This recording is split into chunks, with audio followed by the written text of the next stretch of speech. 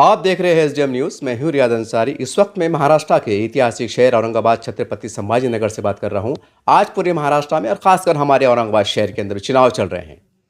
हर उम्मीदवार अपनी ताकत के अनुसार अपने विचारों के साथ जो है तो चुनाव मैदान में है और लोगों से मुलाकात हो रही है, सलाम आदाब आदाब हो रहा है, हाय हेलो हो रहा है, लोगों से मुलाकात हो रही है, सारी बात हो रही है। इसी तरह से आज मैं जिस शख्सियत के पास बैठा हूँ, जिस व्यक्ति के पास बैठा हूँ, ये अपक्ष जो है तो चुनाव लड़ रहे हैं। प्रभाग नंबर 15 डोक और इनसे चुनाव लड़ रहे हैं। चलिए मैं इनसे मुलाकात लेने जा रहा हूँ और प्रभाग नंबर 15 की जनता को बता दूं कि ये बातचीत जो हो रही है इसलिए हो रही है कि आप अगर इनको चुनने जा रहे हैं तो इनकी विचारधारा क्या है, इनकी सोच क्या है, ये शख्सियत क्या है, कितने पढ़े लिखी हैं, किस प्रकार से है, काम करने की क्षमता योग्यता है या नहीं है, ये फैसला लेने को 15 तारीख को आपको आसानी हो जाए, इसी बहाने से ये मकसद से इंटरव्यू कवर किया जा रहा है। सर, सबसे पहले तो आपको बधाई, मुबारकबाद कि आपने लोकतंत्र के अंदर हिस्सा लिया, चुनाव के अंदर हिस्सा लिया। सबसे पहले सभी को अस्सलाम वालेकुम।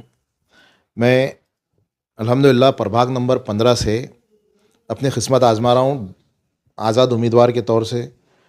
ओपन पुरुष जो डो क्रमांक है हमारा, उससे अल्हम्दुलिल्लाह अपनी किस्मत आजमा रहा हूँ।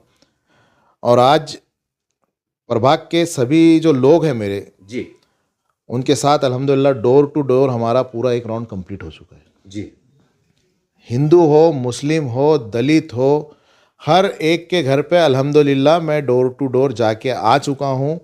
हमारे घर के लोग भी जाके आ चुके हैं। मतलब पहला राउंड कंप्लीट हुआ? पहला राउंड अल्हम्दुलिल्लाह अल्लाह के शुक्र से कंप्लीट हो चुका है। और अब ये पहले राउंड में जो हमने नज़ारे देखे हैं, ख़ास तौर से देखिए औरंगाबाद शहर का दिल कहा जाने वाला गुलमंडी, पैठन गेट, सिटी चौक का जो एरिया है जी, ये तरक्की से पूरा महरूम है जी।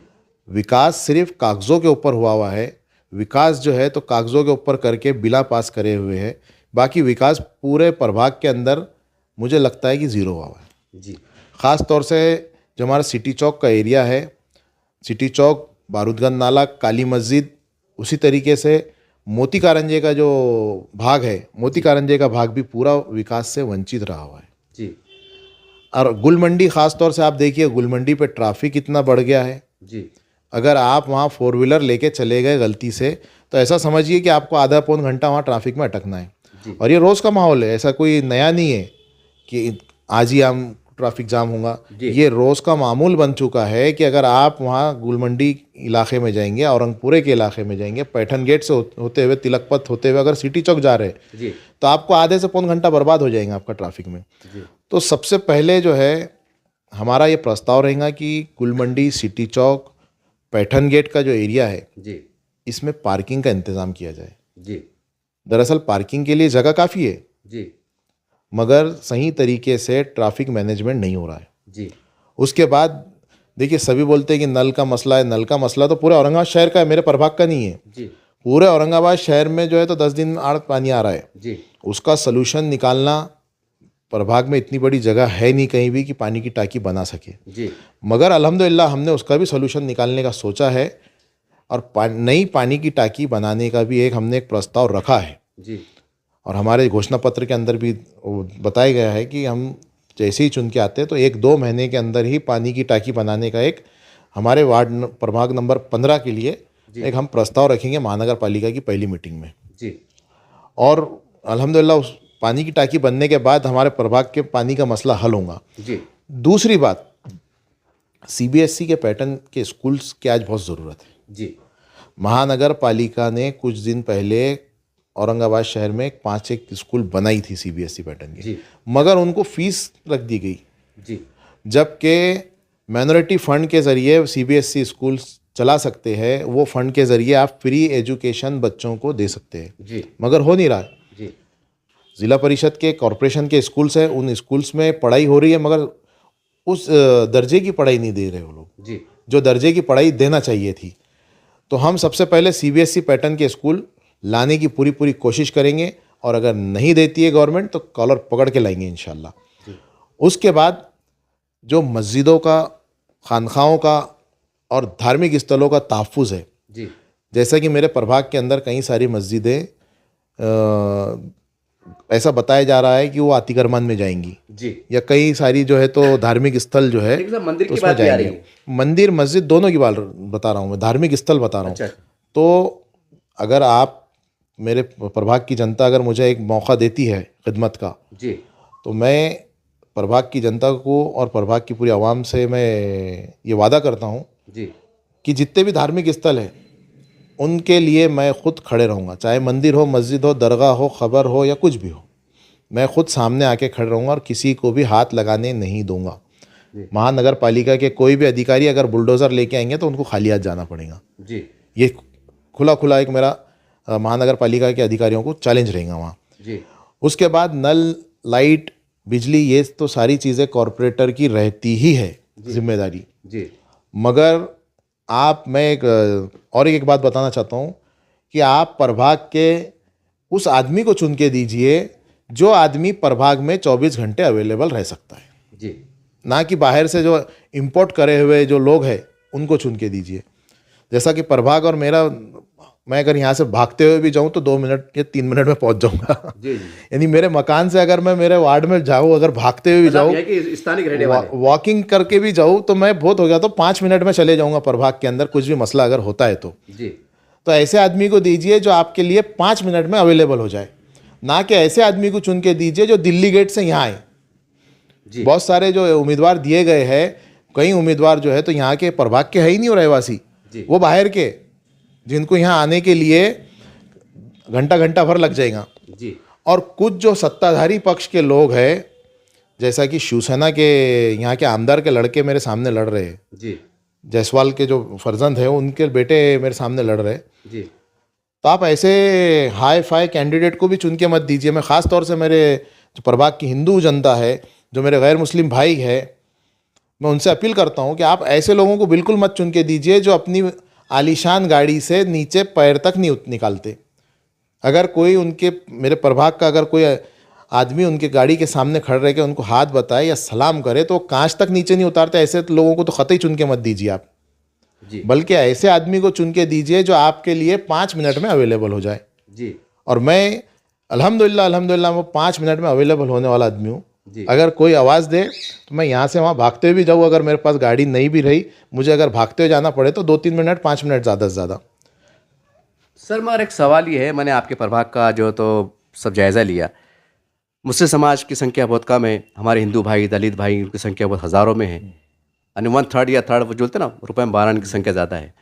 तो कैसा लगता है कि भाई कितने विश्वास के साथ, जबकि आपकी संख्या कम है, हालांकि इसमें कोई जातिवाद की बात नहीं करूँगा मैं, हमारे पास लोकतंत्र है, तो और सामने बहुत दिग्गज भी खड़े हुए, जैसे आपने एक आमदार साहब का नाम लिया, जसवंत साहब का नाम लिया, तो आपको लगता है कि मैं इतनी बड़ी राजनीति ताकत से टकरा जाऊँगा? देखिए, हार और जीत तय करने वाली ज़ात अल्लाह तबारक ताला की है। जो भी होगा हम फैसला अल्लाह का मंजूर रहेगा, मगर कोशिश हम ज़रूर कर रही हैं। और रहा सवाल कि यहाँ प्रभाग के अंदर 39 साढ़े 39 हज़ार की टोटल जो है तो वोटिंग है, जी जी जिसके अंदर लगभग 9,000 के करीब मुस्लिम वोटिंग है। जी अब इसमें वो बताया जा रहा है कि मुस्लिम बहुत कम है। जी 9,000 भी अगर हमने पकड़ लिए जी और अब के 4 मशीनें हैं। जी जब हम पहले जब वोटिंग के लिए जाते थे, एक मशीन रहती थी और एक आदमी को 2 से 3 मिनट लगते थे। जी आज जब पोलिंग पे आप जाएंगे वहाँ अगर वोटिंग करने के लिए, तो आपको 5 से 7 मिनट बर्बाद करना है। एक वोट डालने के लिए? नहीं, चारों मशीन में वोट डालने के लिए। अच्छा, वही मतलब एक ही वोट पड़ रहा है ना, मतलब एक 4 उम्मीदवार को, एक अगर यानी उसका वोटर, तो एक वोट माना जाएगा ना, चार उम्मीदवार को। एक वोटर अगर पोलिंग बूथ पे मशीन पे जाके बाहर निकलने को 5-7 मिनट उसके जा रहे हैं, अच्छा अच्छा, जी जी तो लंबी कतारें लगने वाली है जी, सबसे पहले। हाँ और वो लंबी कतारें जो है तो वोटिंग परसेंटेज को कम करने वाली है, तो इतनी वोटिंग होने वाली नहीं है। अब जैसा कि आपने पूछा कि हमारे प्रभाग के अंदर हिंदू वोटर्स भी काफ़ी सारे हैं, हाँ, तो वही बड़ा, कितनी बड़ी चुनौती मानते हैं आप?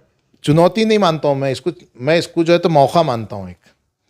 ये मेरे लिए चुनौती नहीं वो किस तरह है, से? ये मेरे लिए जो है तो एक मौका है कि हिंदुस्तान के अंदर मैं ये साबित करना चाहता हूँ, और आपके चैनल से के माध्यम से आज मैं बताना चाहता हूँ कि हिंदुस्तान के अंदर ये मुझे लगता है कि पहला ऐसा वार्ड रहेगा, पहला एक ऐसा शहर रहेगा जहाँ हिंदू मुस्लिम एकता का मिसाल दी जाएंगी। जी आज हर कोई जो है, चाहे वो कोई भी पार्टी, चाहे वो MIM हो, चाहे वो BJP हो, चाहे वो शिवसेना हो, शिंदे गट हो, उबाटा हो, राष्ट्रवादी शरद पवार हो या अजित पवार, कोई भी हो, जी ये लोग सब जात के नाम पे वोट मांग रहे हैं। ये लोग सब जो है तो हिंदू मुस्लिम मंदिर मस्जिद के नाम पे वोट मांग रहे हैं, और मैं जो है तो एकता के नाम पे वोट मांग रहा हूँ, विकास के नाम पे वोट मांग रहा हूँ। अब मेरा जो घोषणा है हमारी जी और हमने जो एक संकल्प लेके जो चले हैं, वो संकल्प ये है और वो इरादा ये है हमारा कि हम अगर चुन के यहाँ से, हमें यहाँ की जनता चुन के अगर देती है, तो हम हिंदू मुस्लिम एकता का ये वार्ड को मिसाल बनाएंगे और हम बताएंगे कि हिंदू मुस्लिम एकता का जो प्रतीक माना जाता है जी वो ये हमारा वार्ड रहेगा। और इंशाल्लाह ये वार्ड जो है तो पूरे औरंगाबाद शहर के लिए मिसाल और महाराष्ट्र के लिए मिसाल बनेगा कि हिंदू मुस्लिम जब साथ चलता है तो तरक्की कैसी होती है, जी रोज़गार कैसे मिलता है, जी नौकरियां कैसी लगती है नौजवानों के, एजुकेशन में कैसे आगे जाता है। हमें कोई मुसलमानों के एजुकेशन के लिए लड़ना नहीं है। सीबीएसई स्कूल्स जब हम लाएंगे तो कोई सिर्फ मुसलमान बच्चे वहाँ नहीं पढ़ेंगे। जी जब हम वहाँ एजुकेशन के लिए बात करेंगे तो सिर्फ मुसलमानों के एजुकेशन के लिए नहीं बात करेंगे, हम बात करेंगे हिंदू मुस्लिम सिख ईसाई दलित हर जात का वहाँ गरीब इंसान जो है वो एजुकेशन हासिल करे, इसके लिए हम बात करेंगे।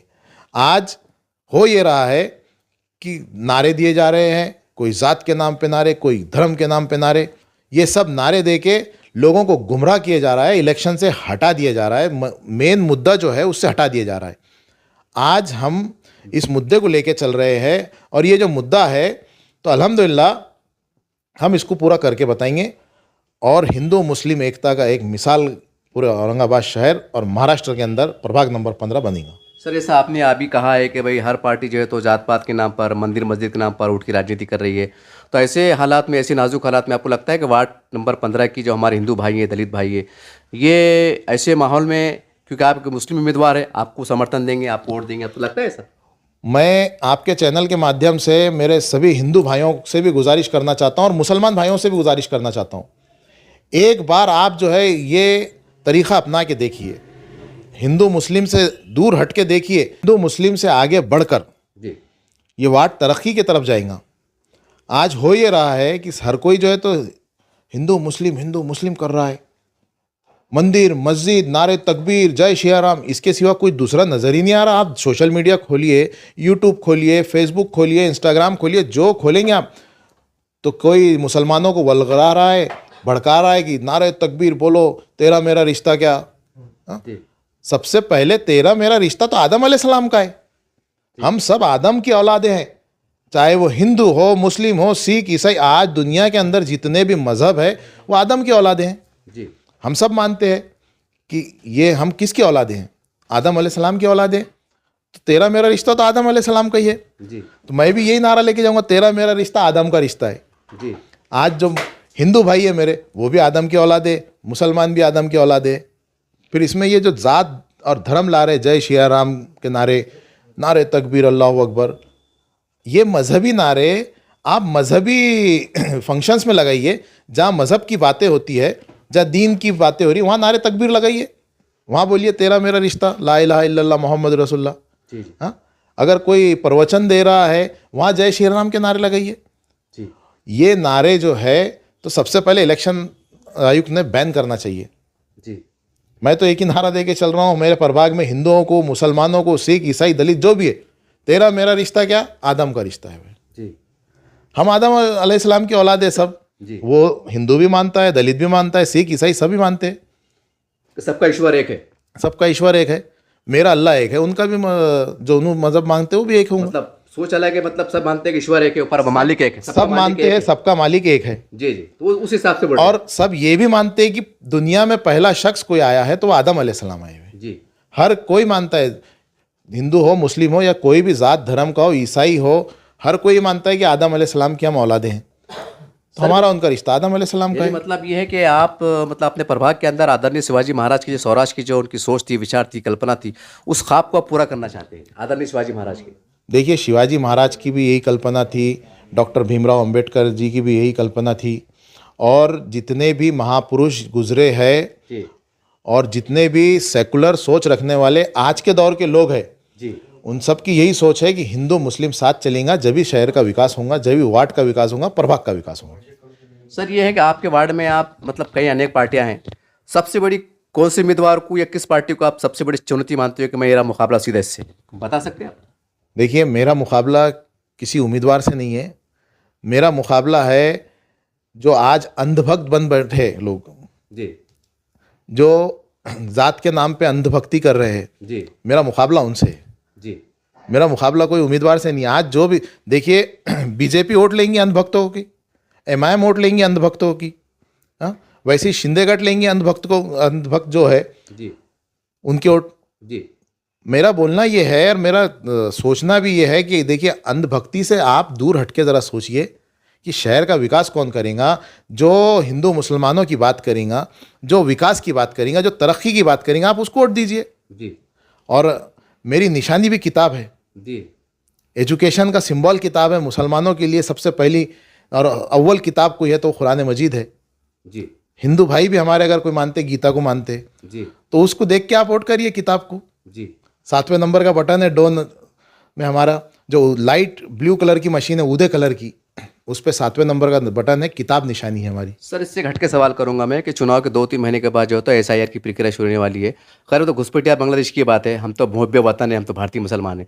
फिर भी कहना कि एक जांच के नाम पर तो जैसा वोटर लिस्ट का मामला है, इसमें पर्सनली तौर से आप क्या मदद करने वाले हैं आने वाले 2-3 महीने के बाद? आपकी क्या तैयारी है? देखिए, हमने एक सॉफ्टवेयर निकाल के रखे मोबाइल, अच्छा जिसके अंदर 2002 में किसने वोटिंग करा था, अच्छा आप उसका ईपिक नंबर डालो या फिर नाम डालो, वो एरिया वाइज से सर्च हो जाता है। जी अगर आपने 2002 में वोटिंग करे है, उस वक्त आप 18 साल के थे, जी तो आपको एसआरआई से निकालने का कोई तत्व ही नहीं बनता। जी एसआरआई से निकाल ही नहीं सकते आपको, जी वोटर लिस्ट से आपका नाम हटा ही नहीं सकते। वो 2002 में वोटिंग किए, अगर आपकी उम्र 18 साल से जायद थी 2002 में और आपने वोट किए थे उस वक्त, तो आपका नाम लिस्ट में है। जैसा कि आज हम यादियाँ निकाल रहे, उस वक्त की यादी आ रही है, एक सॉफ्टवेयर है जी उसको ऑनलाइन भी देख सकते हैं आप, उस पर आपका नाम डालो या ईपिक नंबर डालो, तुरंत आपका आ जाता है। लेकिन सर, अगर मान लीजिए किसने अगर बीमारी की वजह से, कोई हालात की वजह से वोट नहीं कर सका, लगातार एक दो बार वोटिंग नहीं किया किसी वजह टेक्निकल वजह से, तो क्या फिर उसका नाम उड़ गया, समझ चलो? नहीं, उसका नाम उड़ता नहीं है। देखिए, आज अगर मैंने वोट नहीं करा, अगर मैंने आमदार इलेक्शन में वोट नहीं करा था, जी तो मेरा नाम आज भी लिस्ट में है। जी मैं अगर 5 साल वोट नहीं करता हूँ तो उड़ता ना हूँ, हाँ या तो फिर किसी की बदमाशी की वजह से उड़ता, मगर हर किसी का नाम उसके अंदर है अल्हम्दुलिल्लाह। और अगर किसी का नाम नहीं हुआ तो हम उसके लिए सपोर्ट करने के लिए बैठे, कानूनी तौर से उनके बर्थ सर्टिफिकेट बनाएंगे हम कोर्ट से जाके, जी अगर कुछ ऐसा होता तो। और एक बात और मैं आपके चैनल के माध्यम से एक बताना चाहता हूँ। देखिए, जीत और हार अल्लाह के हाथ में है। मुझे हार मिलो या जीत मिलो, जी मैं इस पर लब्बैक कहूँगा अल्लाह ताला का, और प्रभाग के लिए मैं हमेशा खड़े रहूँगा। जैसा पहले बोला हूँ मैंने कि 5 मिनट में अवेलेबल हो जाऊँगा। अगर मैं हार भी जाऊँ, खुदा ना करे, अल्लाह ना करे मैं हार जाऊँ, तो भी मैं पब्लिक के लिए, जनता के लिए 24 घंटे अवेलेबल रहूँगा। सर, आखिरी सवाल के चुनाव के अंदर देख रहे हैं कि मुख्तलिफ पार्टी के लोग, नौजवान जज्बात में आ जा रहे हैं, झगड़े पे आमादा हो जा रहे हैं, माहौल ख़राब हो रहा है, इससे बदनामी हो रही है, तो ऐसे नौजवानों को अमन का पैगाम क्या देंगे आप? देखिए, बहुत अच्छा सवाल पूछा आपने। मेरे प्रभाग में सबसे पहले तो ऐसा झगड़ा कोई है ही नहीं, जी और दूसरी बात, शहर में जितने भी लोग हैं जी तो उनसे मैं एक गुजारिश करूंगा कि देखिए, अपना शहर जो है अमन का गहवारा है। जी औरंगाबाद शहर अमन और शांति का शहर है, जी इसकी अमन और शांति ख़राब मत करिए। कोई अगर आपको भड़का रहा है तो उसके बहकावे में मत आइए। अपना देखिए, किसी के बहकावे में आने से ज़िंदगी आपकी ख़राब होती, केसेस आपके ऊपर लगते। जी अगर मेरे कोई कार्यकर्ता को मैं बोलूँ जाओ इसको गाली दे दो, जाओ इसको मारो, तो ज़िंदगी वो कार्यकर्ता की ख़राब होती, केस उसके ऊपर लगते, ना कि वो लीडर के ऊपर केस लगते। जी तो आप ना नारे तकबीर के चक्कर में जाइए, ना जय श्री राम के चक्कर में जाइए। आप सिर्फ जो है तो अपना दिमाग लड़ाइए और सही फैसला करिए। आने वाली 15 तारीख बहुत ही इम्पॉर्टेंट है, बहुत ही महत्वपूर्ण है। ये औरंगाबाद शहर का मुस्तकबिल तय करने वाली है। ये 15 जनवरी औरंगाबाद शहर का मुस्तकबिल तय करेंगी कि आने वाले 5 साल औरंगाबाद शहर के किस तरफ जाएंगे। ना कि अंधभक्ति की तरफ जाना चाहिए, ना ही जो है तो कोई ज़ात और धर्म के ऊपर जाना चाहिए। ये आने वाले 5 साल, ये आने वाली 15 तारीख जो तय करने वाली है, तो वो विकास किस तरीके से होगा, शहर की तरक्की किस तरीके से होंगी, ये तय करने वाली है। तो मैं आपके चैनल पे आखिर में यही कहना चाहूँगा कि देखिए, मैं आपका बेटा, आपका भाई, आपका खिदमतगार हूँ। मेरे को 15 तारीख के दिन अपना कीमती वोट दीजिए।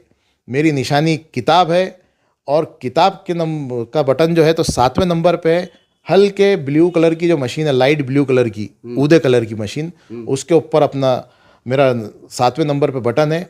7वें नंबर के बटन किताब निशानी पे अपना वोट देके मुझे कामयाब करिए, यही मैं मेरे प्रभाग की जनता से अपील करता हूँ। लोग बोलते पढ़ा लिखा होना चाहिए, एजुकेशन, आपका एजुकेशन बता दीजिए हल्का सा एक लाइन में। ग्रेजुएशन हूँ मैं अल्हम्दुलिल्लाह। पास है आप? जी। देखिए इस तरह से आपने देखा प्रभाग नंबर 15 के उम्मीदवार फैसल खान साहब से मेरी मुलाकात हुई, बड़ा अनोखा इंटरव्यू दिया है, बड़े अनोखी बातचीत हुई है और एक चुनौती दी और एक शिवाजी महाराज के आदरणीय शिवाजी महाराज के विचार के साथ सामने आए हैं कि मैं उस स्वराज्य की मैं स्थापना के लिए आगे आना चाहता हूं कि जहां पर हिंदू, दलित, मुसलमान सब मिलकर चलें। बहुत बड़ी बात की है। हालांकि चुनाव गली का हो रहा है, प्रभाग का हो रहा है, लेकिन विचारधारा जो है पूरे महाराष्ट्र लेवल की, पूरे देश लेवल की है। अब देखने वाली बात दिलचस्प ये रहेंगी कि 15 तारीख के दिन वार्ड की जनता, जैसे उन्होंने कहा कि हम आदरणीय शिवाजी महाराज के उस स्वराज्य की कल्पना को पूरा करना चाहते हैं, सपनों को साकार करना चाहते हैं, तो वाकई हमारे हिंदू भाई जो सच में चाहते हैं बड़ी संख्या में कि इस शहर में, हमारे प्रभाग में हम हिंदू मुसलमान मिलकर चलें, तो क्या आपका कर्तव्य नहीं बनता क्या हम ऐसे उम्मीदवार का साथ दें? ये आपकी जवाबदारी बन जाती है। बहरहाल मैं इसके पन की किसी पक्ष में खिलाफ नहीं हूं, इतना ज़रूर कहूँगा कि पढ़े लिखे व्यक्ति को वोट दीजिए, जो शांति की बात करता हो, प्यार की बात करता हो, विकास की बात करता हो, डेवलपमेंट की बात करता हो, क्योंकि हमारे पास लोकतंत्र है और वोट देने का अधिकार हर किसी को है। यह आपका अधिकार है कि आप किसी की वोट दें। बहरहाल मैं इतना ही कहूँगा कि 15 जनवरी के दिन वार्ड नंबर प्रभाग नंबर 15 के उम्मीदवार लोग, जनता, हिंदू, दलित, मुसलमान सभी लोग अपने प्रभाग के लिए, अपने शहर के विकास के लिए नज़रिए से वोट दे, ना कि किसी पार्टी को देखे, बल्कि वो पढ़ा लिखा हो, हमारे दरमियान से हो, इस बात को जहन में रखकर ज़रूर वोट दे। ये मेरी व्यक्तिगत भी आपसे अपील है और आपसे उम्मीद है। देखते रहिए आप एसडीएम न्यूज़ चैनल। जय हिंद, जय महाराष्ट्र।